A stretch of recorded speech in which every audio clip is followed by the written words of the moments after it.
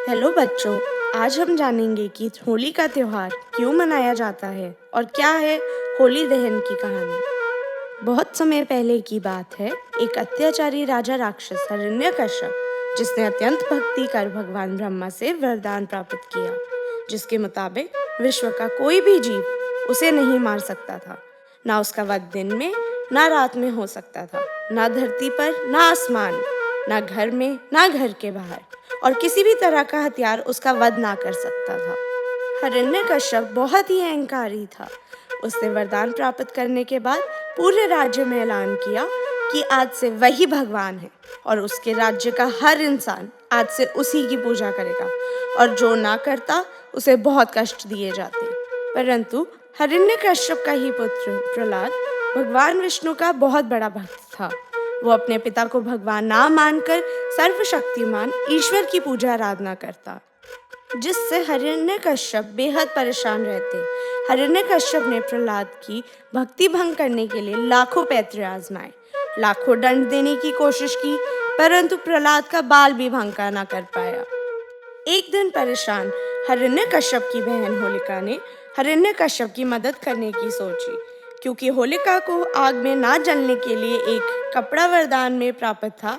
इसलिए उसने प्रहलाद को गोद में लेकर आग में बैठ जाने की तरकीब समझाई, जिससे प्रहलाद का उसी पल वध हो जाता। हिरण्यकश्यप को तरकीब पसंद आई, क्योंकि पूरे राज्य में प्रहलाद ही इकलौता बालक था जो हिरण्यकश्यप की पूजा नहीं करता था। फिर एक रात आग जलाई गई, जिसमें होलिका अपने भतीजे प्रहलाद को अपनी गोद में लेकर आग में बैठ गई।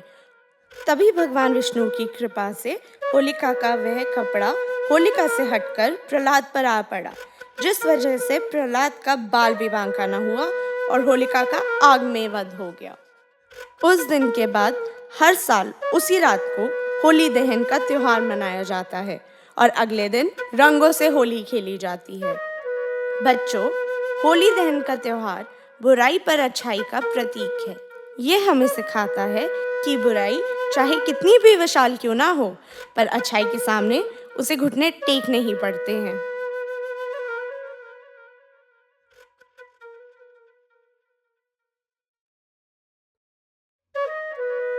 हेलो बच्चों, आज हम जानेंगे कि होली का त्योहार क्यों मनाया जाता है और क्या है होली दहन की कहानी। बहुत समय पहले की बात है। एक अत्याचारी राजा राक्षस हिरण्यकश्यप, जिसने अत्यंत भक्ति कर भगवान ब्रह्मा से वरदान प्राप्त किया, जिसके मुताबिक विश्व का कोई भी जीव उसे नहीं मार सकता था। ना उसका वध दिन में ना रात में हो सकता था, ना धरती पर ना आसमान, ना घर में ना घर के बाहर, और किसी भी तरह का हथियार उसका वध ना कर सकता था। हिरण्यकश्यप बहुत ही अहंकारी था। उसने वरदान प्राप्त करने के बाद पूरे राज्य में ऐलान किया कि आज से वही भगवान है और उसके राज्य का हर इंसान आज से उसी की पूजा करेगा, और जो ना करता उसे बहुत कष्ट दिए जाते। परंतु हिरण्यकश्यप का ही पुत्र प्रहलाद भगवान विष्णु का बहुत बड़ा भक्त था। वो अपने पिता को भगवान ना मानकर सर्वशक्तिमान ईश्वर की पूजा आराधना करता, जिससे हिरण्यकश्यप बेहद परेशान रहते। हिरण्यकश्यप ने प्रहलाद की भक्ति भंग करने के लिए लाखों पैंतरे आजमाए, लाखों दंड देने की कोशिश की, परंतु प्रहलाद का बाल भी भंग ना कर पाया। एक दिन परेशान हिरण्यकश्यप की बहन होलिका ने हिरण्यकश्यप की मदद करने की सोची, क्योंकि होलिका को आग में ना जलने के लिए एक कपड़ा वरदान में प्राप्त था। इसलिए उसने प्रहलाद को गोद में लेकर आग में बैठ जाने की तरकीब समझाई, जिससे प्रहलाद का उसी पल वध हो जाता। हिरण्यकश्यप को तरकीब पसंद आई, क्योंकि पूरे राज्य में प्रहलाद ही इकलौता बालक था जो हिरण्यकश्यप की पूजा नहीं करता था।